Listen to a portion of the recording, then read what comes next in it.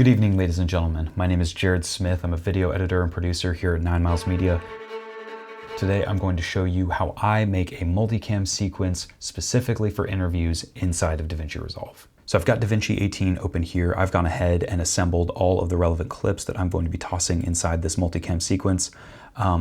Just a little note, if you have a really complicated folder structure and maybe angle 1 is in one folder, angle 2 is in some other folder, the easiest way to do that is to first probably go in and name them angle 1 and angle 2 with your interviewee, but then you can command click and that will let you see multiple folders. So once you've done that, you can command click the relevant clips. DaVinci is lagging on me because I'm doing a screen capture in addition to this. But yeah, once you've done that, you can command click all the relevant clips that you are going to be tossing into your multicam. Anyway, back here in the master folder, we can see I'm going to be taking these 5 clips, 2 designated audio clips because we dual mic'd this guy, and then our 3 video angles. Then we're going to right click and we're going to create a new multicam clip using selected clips. Now, once you do that, this is where you need to pay attention.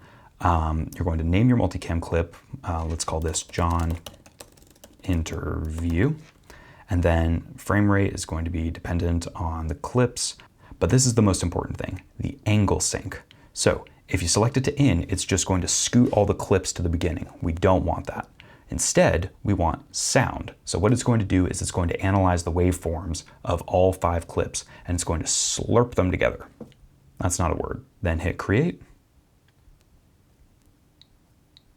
And if you have good audio without too much background noise, DaVinci is going to nail this 90% of the time. So you can see here's my newly created multicam sequence, and over here are the 5 original clips used in the multicam sequence. Now, once we click on this, this is really cool. You can right click and say open in timeline. And you can see, based on the waveforms, that all 5 of these, let's zoom in a little bit, all 5 of these have lined up. You see that big spike in the audio there? So this has done its job. This is excellent. Now what I can do is I can go in, let's make this a little bit bigger. Now what I can do is I can go in and I can see each of these 3 video angles. We can even toss it down a track if we want. So now I've got angle 1, angle 2, and angle 3. What's cool about this is that I can go in and I can color grade each of these 3 clips inside the multicam sequence, and that color grade will carry over to the master timeline if I drag any portion of this multicam sequence into the master timeline. So for example, if I go here, let's just, for the sake of example, let's do something wonky. Cool. Now he looks like Darth Vader. Now, what I can do is I'm going to make a new timeline. I'm going to take this interview. This is my multicam sequence. Now, in order to change angles, you can do it the old school way. You right click and say switch multicam angle. But I don't want to do that.